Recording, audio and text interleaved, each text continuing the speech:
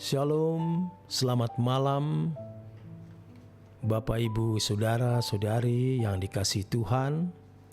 Menyertai istirahat kita malam hari ini, kebenaran firman Tuhan berjudul Tidak Ceroboh. Suatu saat Allah pasti mengizinkan kita mengalami keadaan yang benar-benar sulit. Kita seperti ada di lembah kekelaman yang benar-benar gelap. Keadaan kita benar-benar menyakitkan. Kita menjadi bingung, putus asa, dan sangat frustasi. Penting untuk diperhatikan, dalam keadaan seperti itu, kita hendaknya tidak tergoda untuk buru-buru mengambil keputusan.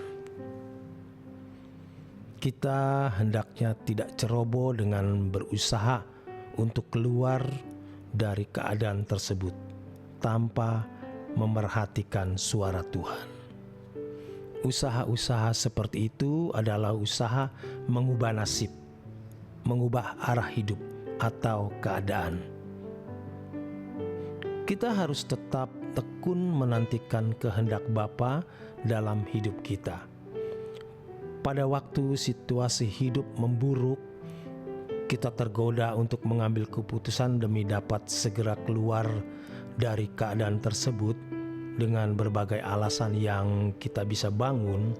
Padahal kita harus lebih memerhatikan perasaan Bapa, apa yang Bapa kehendaki untuk kita lakukan. Bapa pasti berbicara dan memberi petunjuk kepada kita. Dalam hal ini, kita membutuhkan kesabaran untuk menantikan suara Tuhan. Ketika kita serius melihat perasaannya, kegentaran bisa timbul dalam hati kita untuk tidak mengambil keputusan sembrono.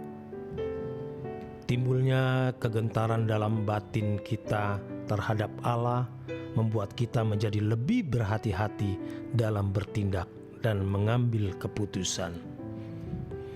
Itu berarti bahwa nurani kita masih bisa dilatih untuk mengerti kehendak Allah secara akurat.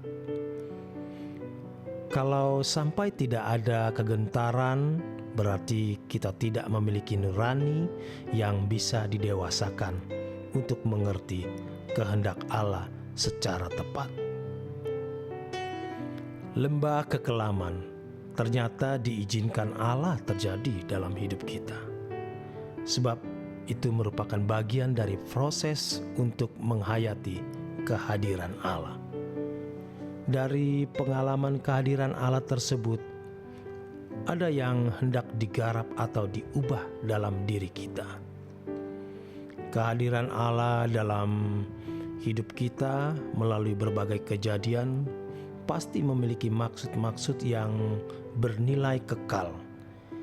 Ini bukan hanya sekedar mendapat jodoh untuk kesenangan sendiri, mendapat pekerjaan dengan gaji besar, mendapat kenaikan pangkat atau jabatan, mengalami pemulihan ekonomi, mendapat kesembuhan, dan lain sebagainya. Lawatan Tuhan untuk hal-hal tersebut terjadi atas orang-orang Kristen baru yang belum dewasa.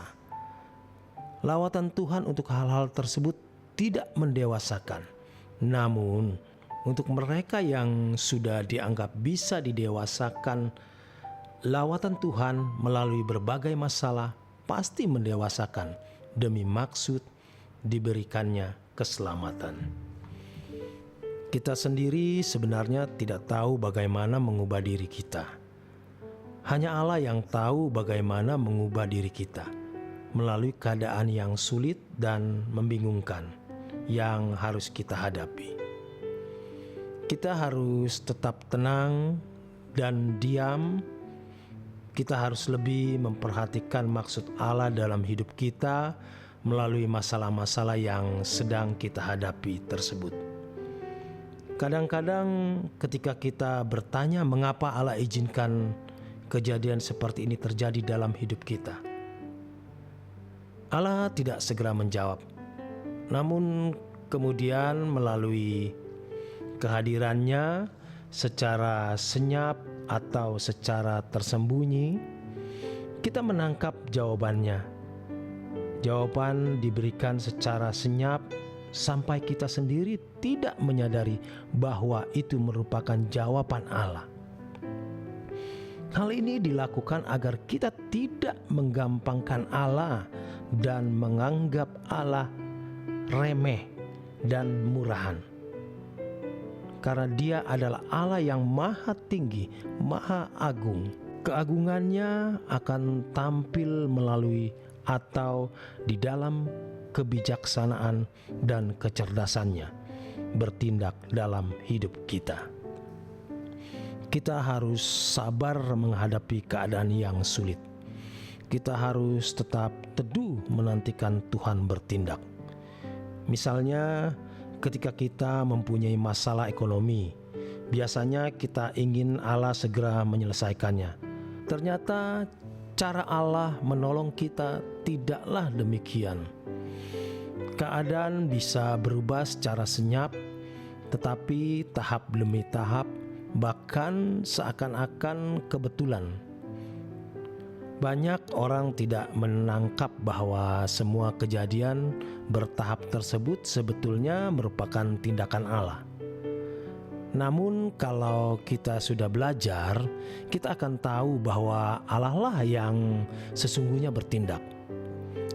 Memang banyak kejadian yang seakan-akan terjadi secara kebetulan, padahal sebenarnya semua by design atau merupakan rancangan tangan Bapa yang cerdas dan bijaksana itu.